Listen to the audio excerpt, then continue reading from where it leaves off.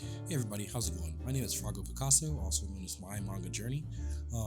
Here I just wanted to really show a process of how I went about making a character sheet for one of my main characters in my manga. Yeah, so let's just talk about it. I'm going to start calling these segments Timelapse and Talk. That's just kind of something that I came up with, a good coined name for it.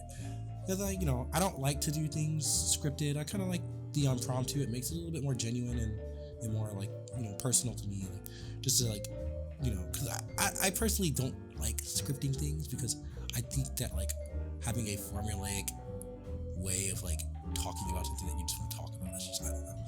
Anyway, to the art. So here I was working on the character body at first, and I didn't really come out the way I liked it. You'll see throughout the video I kind of change it and do different renditions of it. But even now, looking at it now, I still don't like it. I worked on some eyes up there as well. That's was just me trying to figure out what kind of eyeballs, what kind of irises I want her to have. I really did end up settling on that last one I made, and then I implemented it onto the face that I was working on, the top right. This character's name is Miro. She is the little sister to the protagonist. In a way, she is the second protagonist of the manga. It is going to be a one-shot. It's called No Country for the Living. I plan to have it done by hopefully mid-June. We'll see how long it takes.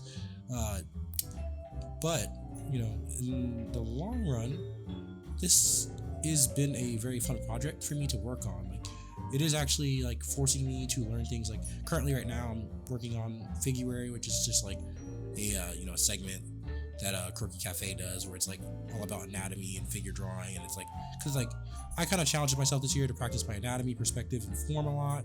I feel like I was very lacking in those situations, like situational aspects. Whenever I went to draw it anyway, I would just feel kind of like I feel like I undervalued my art whenever I don't know.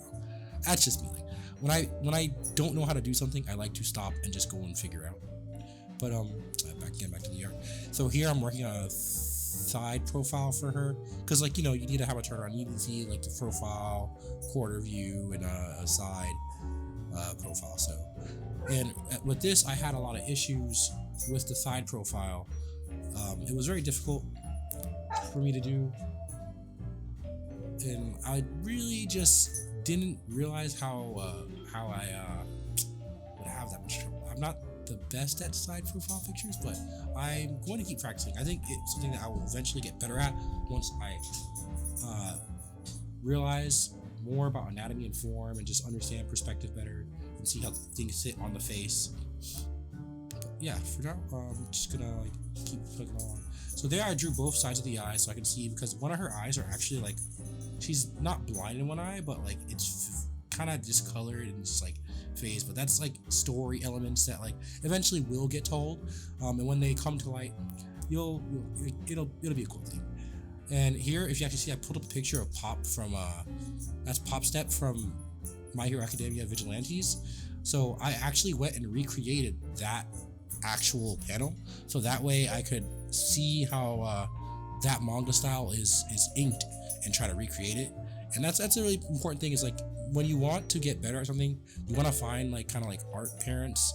And this is from Proco. I've learned this, you want to find a couple art parents. They can be contemporary, they can be old, but you really just want to make sure that you can copy in a way the things that you see to mold them into your own style, because there's things about that I really like, that I decided to add to my style, that there's other mangaka and people that I look up to, but you just want to become an amalgamation of the things that you like, you want to do that to create your own style, because in a way nothing is really original nowadays.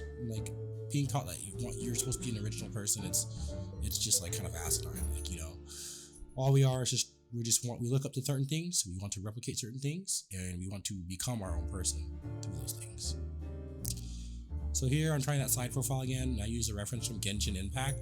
So Genshin Impact is a really good game. It's super good, especially if you want to learn to draw anime forms from it. I think it's a really good reference, so that's why I pulled up this character.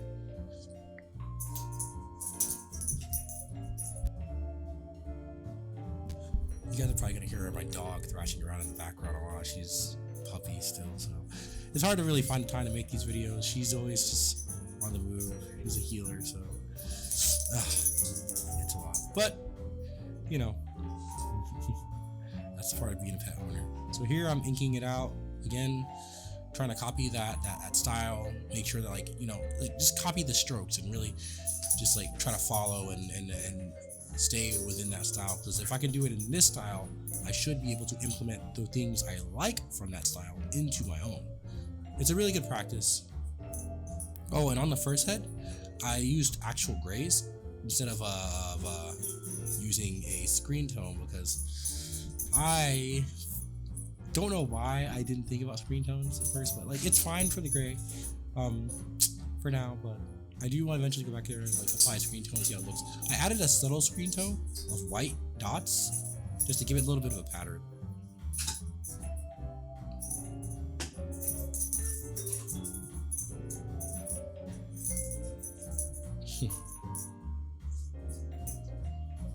Alright, so now that the dog has been sated, right now I'm working on the 3/4 view for the character. Like I said, I knew I didn't like that one anatomy I drew earlier, like the frontward perspective. I wasn't liking that. And plus, it's better to have a 3/4 anatomy pose. So here's what I did.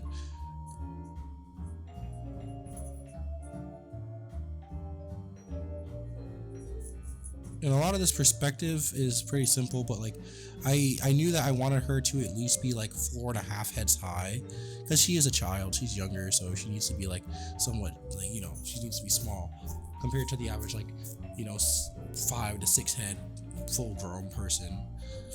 And as you see here, I duplicated it because I'm going to draw two versions of her without her cloak on and her with her cloak on, because it's important to know those design details. And then I was going to draw a 3/4 back view as well.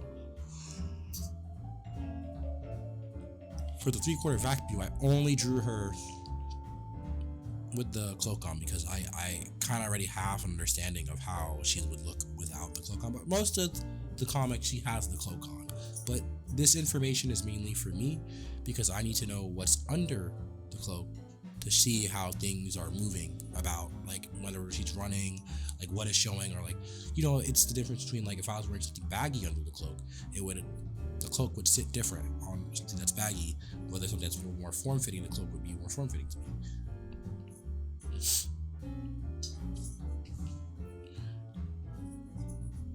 Besides that, how is everybody else? Like, I hope everybody else has been having a good time, like practicing what they're doing and like really trying to progress. Like that's all we're all trying to do right here now. You know, it's just progress in our art and get to see our dreams, like our comics and our mangas, be turned to life. You know, that's a really cool thing to think about. I did draw this one on stream, but the sad part about it is I totally didn't realize that Twitch deletes VODs after a certain amount of days. So I lost that VOD. But luckily, since I'm, you know, a smart boy, I actually had my record time lapse on Clip Studio, so I happened to save this and actually get to make this time lapse, which is really awesome. I'm really happy about that. I will say though, Clip Studio Paint is an awesome program. I know a lot of people don't use it because it's really intimidating at first, but like if you can get the hang of Clip Studio Paint, it is so useful. Like it's very, very, very useful. It's way, like, I don't want to say it's better than most programs, but like I personally think it's way just above the leagues above like most programs that like are out there. So here I moved the other post to the side, and you're gonna see that I went through the trouble of like re-inking because I didn't really like how like light Nero's design was. So let's see here. Yeah, and that's just me adding some more cross hatching and stuff. Like I had references up from other manga, obviously, like to see how they do things. See, I was trying to do something like this, and I didn't like it, but like now that I look at it, I regret not sticking with it because it would have looked really good. This is something I learned from like I had Jujutsu Kaisen open when I was trying this out to see how they shade things. But yeah, and that's it.